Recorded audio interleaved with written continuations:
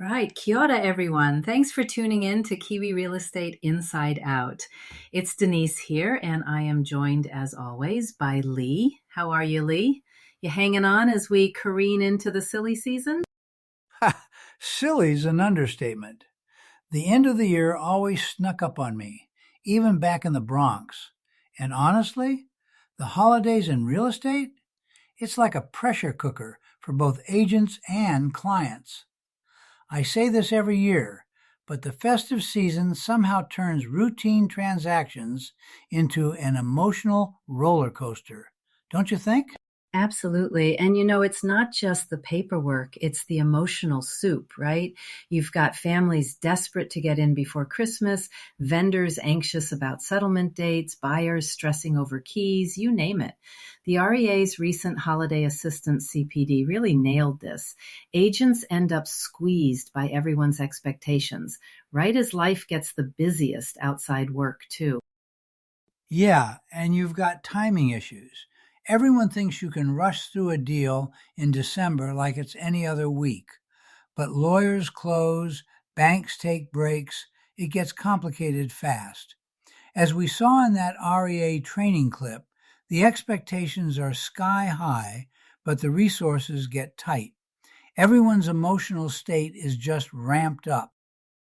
Personal story time. I still remember my first real Kiwi Christmas in real estate. I was negotiating a deal in Rotorua, Christmas Eve no less, and I swear the family was baking gingerbread in the kitchen while I was on the phone trying to push paperwork through. There was that unique New Zealand tension. Nobody wanted to push, but nobody wanted to let go either. It was a balancing act of smiles and stress. I learned then managing everyone's emotions was as important as managing the deal itself. See, that's the tricky bit. Expectations collide, and sometimes, oh, I'm not sure. The property stuff almost feels secondary to the need for reassurance. People just want certainty, right? Especially at the holidays. And we, as agents, become the worry absorbers. Totally. And I think a lot of people forget we're human too. Our own families are baking and having parties, or, well, at least burning the toasts, while we're fielding frantic calls and last minute viewings. That's exactly where the deeper stressors hit. And as the REA CPD pointed out, it's about learning to spot when things might boil over. Yeah, can't agree more. We've got to keep an eye on what's going on beneath the surface for both clients and ourselves, because it's not just about getting signatures, it's about getting everyone through the holidays at least semi-sane. So, zooming in on what the REA put front and center this year, duty of care, confidentiality, all those basics don't just disappear with the pine needles.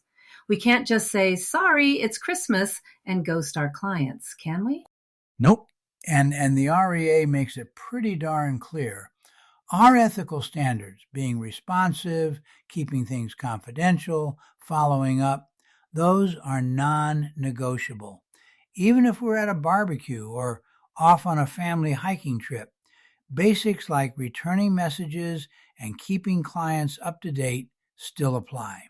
Right. I mean, as we discussed in previous episodes about compliance, the trust clients place in us is even more critical when everyone else is winding down.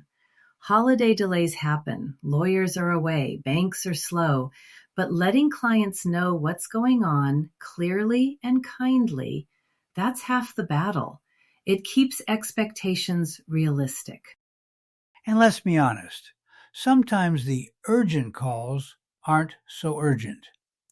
One case from the REA video comes to mind. An agent had planned a week up north with a family, but got a panicked call. Buyers wanted an inspection yesterday, but the vendor's at the BOC. There's no key. Honestly, you can't be everywhere. So, what did they do? From what I recall, they communicated straight away. calmly explained the situation, set new time frames, and offered practical options for everyone. No overpromising, just honest managing of expectations. Simple solution, but one so easy to overlook when you're juggling your own life, yeah? Absolutely.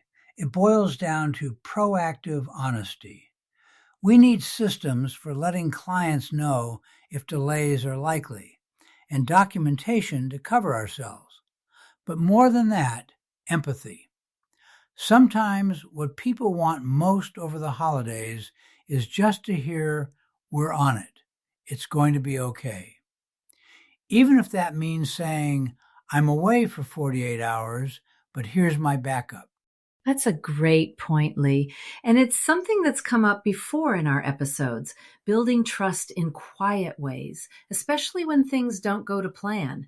You don't need a miracle. You do need to communicate and stick to those basics, especially now.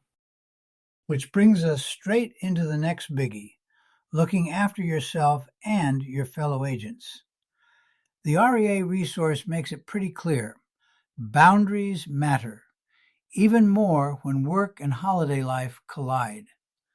How do you draw that line, Denise? When do you switch off, theoretically anyway? Good question. I'm still learning. But for me, it's always been about being clear with both clients and family. I tell clients directly when I'll be off the radar and who to contact if urgent. And I schedule, well, not quite do not disturb, but something close. The REA suggests agents block out time and communicate that. A little proactive planning saves mountains later. A glass of bubbles on the deck only works if you're not secretly checking your phone every 5 seconds. And for mental health, well, the CPD emphasizes it's not just a buzzword. It's real, especially after a marathon year. Stress management means more than meditation apps, doesn't it? Frankly, I found agents do best when they lean on each other, form a bit of a support crew. Remember that year we ran the buddy calendar? Oh, yes, your master stroke. You want to tell everyone how that went? Sure. It was basically a rotating support roster. Agents could swap on call time. If one needed a break, the other covered urgent stuff. We shared key details securely, stuck to confidentiality, and everyone got downtime without dropping the ball on client care. It wasn't perfect, nothing is, but we cut the panic and helped each other out. That kind of structure isn't just good practice, it's a stress lifesaver. REA recommends leaning on those support networks. Absolutely. Sometimes it's as simple as checking in, "You okay?" with your fellow agents, or stepping in to help with a sticky situation. And much like we said in our episode on future proofing, no one should feel like they're flying solo. A team approach makes the holiday madness manageable and healthier for everyone. Right on. And with that, Denise, I think we've landed the sleigh for today. Remember, folks, your well-being matters as much as your deals do. Couldn't agree more, Lee. If you're listening and need a hand, whether you're new in the game or an old hand, don't forget to use all the support out there. That's it from us at Kiwi Real Estate Inside Out. Lee, always a pleasure. Pleasure's mine, Denise. Stay well, everybody, and we'll catch you on the next one. Haere ra. See you soon. Happy holidays, everyone.